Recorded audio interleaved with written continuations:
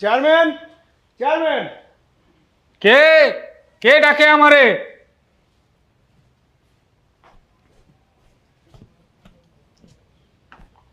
কি ব্যাপার? আপনারা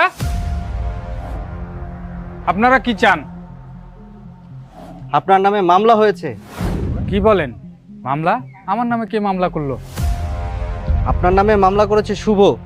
কিসের মামলা? আর মামলা করছো, প্রমাণ কি? কেন চেয়ারম্যান, এখন কি কিছুই মনে পড়ছে না? আপনি যে আমাকে রাস্তায় কুপ্রস্তাব দিয়েছিলেন সেটা কি ভুলে গিয়েছেন? আর আপনার চেলা, ও তো রাস্তায় যখন তখন যেখানে সেখানে আমাকে উত্ত্যক্ত করে। ওর জন্য আমি বাইরে বের হতে পারি না। আর কত প্রমাণ দরকার আপনার? আপনি নিজের বিবেককে প্রশ্ন করে দেখুন তো, গ্রামের প্রত্যেকটা মেয়ের সাথে আপনি কি ধরনের ব্যবহার করছেন। এটা কি আপনি ঠিক হয়েছে? আপনি আমাদের বাপের বয়সী, আপনাকে আমরা সেই সম্মান দিই, কিন্তু আপনি গ্রামের প্রত্যেকটা মেয়ের দিকে বাজে নজরে তাকিয়েছেন। ছি, আমাদের তো ভাবতেও ঘৃণা হচ্ছে যে আমরা আপনাকে আমাদের গ্রামের চেয়ারম্যান বানিয়েছি। স্যার, ওর মতো চেয়ারম্যান আর যেন কোনো মেয়ের দিকে চোখ তুলে তাকাবার সাহস না পায়। ওকে নিয়ে এমন শাস্তি দিবেন যেন ওর দেখা দেখি আরো 8-10টা গ্রামের চেয়ারম্যান ভয়ে শিউরে কেঁপে ওঠে, যেন মেয়েদের দিকে বাজে নজরে তাকানোর দুঃসাহস পর্যন্ত না করে। ওকে নিয়ে যান, ওর চেহারা দেখতে হলে আমার ঘৃণা লাগতেছে। হ্যাঁ স্যার, এই চেয়ারম্যানের বিরুদ্ধে আর অনেক প্রমাণ শুভর কাছে আছে, আপনার লাগলে শুভর কাছে নিয়ে নেন। স্যার, এই চেয়ারম্যান অনেক মানুষের সম্পত্তি এবং লুটতরাজ করে রাখছে। আপনি চাইলে আমরা আরো অনেক প্রমাণ বের করতে পারবো। আরো প্রমাণ লাগবে আপনার? শুভ, এই যে স্যার, এর মধ্যে এই বাটপার চেয়ারম্যান যে অপকর্ম করছে সবকিছু প্রমাণ আছে, আর এর থেকেও যদি বেশি লাগে তাহলে আমি আপনাদেরকে দিব। মনির, অ্যারেস্ট টিম।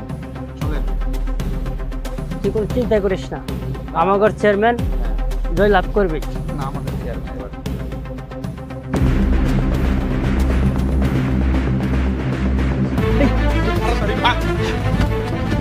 শুভ, তুমি একটা সাহসিকতার কাজ করেছো।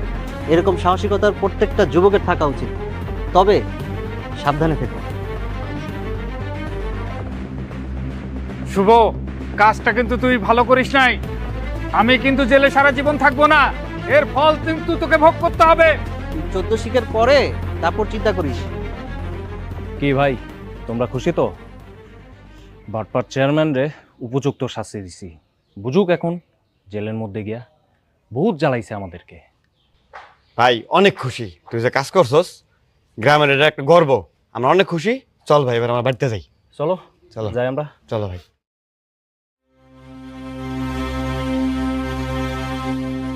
এই যে তোমরা 3 ভাই এতদিন যেই উঠান জমি জমা নিয়ে ঝগড়া বিবাদ করলে, তোমরা 3 জনকে এতদিন শান্তিতে থাকতে পেরেছো? এক রাত শান্তিতে ঘুমাতে পেরেছো? আমার চেহারার দিকে তাকিয়ে আছো কেন? বলো, পারোনি। যদি পারতে তাহলে বলতে যে হ্যাঁ, এতদিন আমরা এই অশান্তি করে শান্তিতে থাকতে পেরেছি। থাকতে পারোনি। আজকে যে 3 ভাই একসাথে বসে আছো, কত ভালো লাগছে না? তাহলে শুধু শুধু কেন নিজেদের মধ্যে ঝগড়া বিবাদ করো তোমরা, বলো তো? ঠিকই বলছো, ভাই ভাইয়ের ঝগড়া শুধু ঘরও ভাঙে না, সমাজও ভাঙে। নাসির, তুই আমাকে ক্ষমা করে দে ভাই, আমি তোর সাথে অনেক অন্যায় করেছি। কি যে বলো ভাই, ক্ষমা তো আমারই চাওয়া উচিত। শুধু শুধু নিজের অহংকারটা বড় করে দেখেছি। মা বাবা মারা যাওয়ার পরে তুমিই আমার সব, তুমি আমাকে আগলে রেখেছিলে ভাই। থাক, তোমরা তোমাদের ভুল বুঝতে পারছো, এটাই বড় কথা। আর আজ আমরা একসাথে হয়েছি বলেই তো চেয়ারম্যানের মতো কুলাঙ্গারের অন্যায়কে রুখে দিতে পারছি। শুধু রাগ নয়, দরকার সাহস আর সত্যের শক্তি। সাথে দরকার বিশ্বাস। আজকে তোমরা একে অপরের উপর বিশ্বাস রেখেছো বলেই তোমরা জিতেছো। তোমাদের এই একতাই তোমাদের অনেক দূর এগিয়ে নিয়ে যাবে। একটা জিনিস চিন্তা করো, অন্যায়ের বিরুদ্ধে যদি আমরা রুখে না দাঁড়াই, তাহলে যারা অন্যায় করে তারা কিন্তু দিন দিন সাহস পেয়ে যাবে। স্বামী, স্ত্রী, ভাই, বোন, প্রেমিক, প্রেমিকা, এদের জন্য শুধু এই সমাজ নয়, আমাদের সবাইকে সুন্দরভাবে কাঁধে কাঁধ মিলিয়ে চলতে হবে, অন্যায়ের বিরুদ্ধে রুখে দাঁড়াতে হবে। তাহলেই এদেশের যত কালপ্রিট আছে তারা আর অন্যায় করার দুঃসাহসও করবে না। আমরা মেয়েরাও অন্যায় দেখলে হয়তো চুপ থাকতে হয়, এটাই ভাবতাম, কিন্তু না, অন্যায় দেখলে সেটার বিরুদ্ধে রুখে দাঁড়াতে হয়, কথা বলতে হয়। এই সমাজের জঞ্জাল, সমাজ পরিষ্কার, এগুলো করতে হবে আমাদের সবারকে, সোচ্চার হতে হবে, রুখে দাঁড়াতে হবে। তুই ঠিকই বলেছিস ভাই, আমরা সবাই সত্যের পক্ষে থাকবো। কিন্তু আমার একটা দাবি আছে। তোর আবার কিসের দাবি? তুই কি উঠানের ভাগ চাস? উঠানের কেন ভাগ চাবো? আমার তো দরকার এই বাড়িতে একটা সুন্দর ভাবি আনা। আমার একমত। আমি এর শুভ চিন্তা করছি যে আমাদের একটা ভাবি লাগবে। তোমার যে রান্না ভাই, ওফ,